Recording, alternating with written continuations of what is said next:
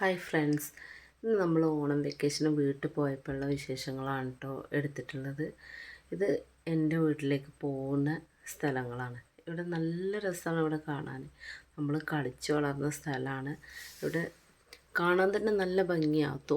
തോടും പാടവും അങ്ങനെ. മുമ്പ് പാടായിരുന്നു, ഇപ്പോൾ കവുങ്ങും കാര്യങ്ങളൊക്കെ വെച്ച് പിടിപ്പിച്ച് ഇപ്പോഴും കാണാൻ നല്ല ഭംഗിയാണ്.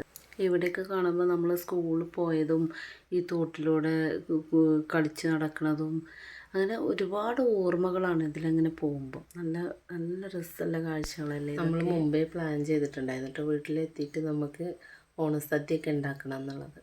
അപ്പം നോക്കുമ്പോൾ അതിൽ പച്ചക്കറിയൊക്കെ കുറച്ച് കുറവായിരുന്നു. അപ്പോൾ ഷോപ്പിൽ പോയിട്ട് പച്ചക്കറിയൊക്കെ വാങ്ങി. എല്ലാവരും കൂടി ഉണ്ടല്ലോ, അപ്പോൾ പെട്ടെന്ന് പരിപാടിയൊക്കെ കഴിയുമല്ലോ.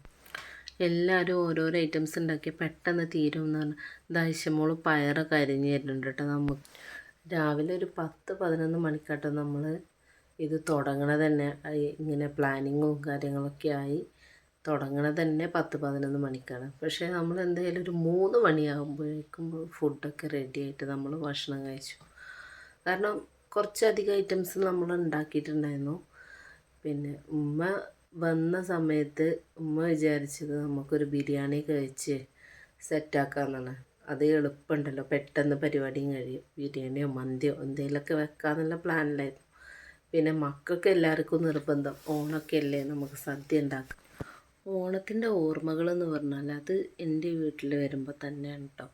നമ്മൾ ഹിന്ദുസ് മുസ്ലിംസൊക്കെ ഒരുപാട് ഇടകലർന്ന് ജീവിക്കുന്നൊരു പ്രദേശമാണ്. അപ്പോൾ അവിടെ നമ്മൾ അവർക്ക് വേണ്ടിയിട്ട് ഞാൻ ചെറുതാവുന്ന സമയത്തൊക്കെ നമ്മൾ പല നിറത്തിലുള്ള ഇലകളും ഇതൊക്കെ ചെറുതായിട്ട് കട്ട് ചെയ്തുകൊണ്ട് അതൊക്കെ നമ്മൾ അത്തപ്പൂക്കളത്തിൽ ഇടാൻ വേണ്ടിയിട്ട് നമ്മൾ അങ്ങനെ അവർക്ക് വേണ്ടിയാണ് നമ്മൾ അരിഞ്ഞൊക്കെ കൊടുക്കും. അങ്ങനെ പിന്നെ ഓണത്തിൻ്റെ സമയത്ത് പിന്നെ സദ്യ, അങ്ങനെ ഓണക്കളികൾ, അങ്ങനെ ഒരുപാട് ഓർമ്മകൾ നമുക്കിവിടെ ഉണ്ട്. അതൊക്കെ ഭയങ്കര രസമായിരുന്നു കേട്ടോ. അന്നത്തെ കാലത്ത് ഭയങ്കര രസമായിരുന്നു. അപ്പോൾ നമ്മൾ ഏകദേശം ഫുഡൊക്കെ നമ്മൾ ഇതിൻ്റെ ഇടയിൽ ഇങ്ങനെ കാണിക്കുന്നുണ്ട്. പുളിയിഞ്ചി, പായസം, സാമ്പാർ, കൂട്ടുകറി, ഓലന്, അങ്ങനെ എന്തൊക്കെ ഐറ്റംസാണ് ഉണ്ടാക്കിയെന്ന് എനിക്ക് അറിയണില്ല. അത്രയും ഐറ്റംസ് നമ്മൾ ഉണ്ടാക്കിയിട്ടുണ്ട്. ഒരു സമയം കൊണ്ട് നമ്മൾ ഉണ്ടാക്കിയിട്ടുണ്ട്. ഉമ്മ പായസം ഉണ്ടാക്കിയിട്ട്, ഉമ്മേൻ്റെ പായസം നല്ല അടിപൊളി പായസം ഉണ്ടാക്കും. ഉമ്മ സാധാരണ തേങ്ങാപ്പാലിൽ മാത്രമായിട്ടാണ് പായസം ഉണ്ടാക്കുക. അത് ഭയങ്കര ടേസ്റ്റുമാണ്. ഉമ്മ ഉണ്ടാക്കിയ പായസം മാത്രമല്ല കേട്ടോ, ഉമ്മ ഉണ്ടാക്കിയ എല്ലാ ഫുഡിനും ടേസ്റ്റാണ്.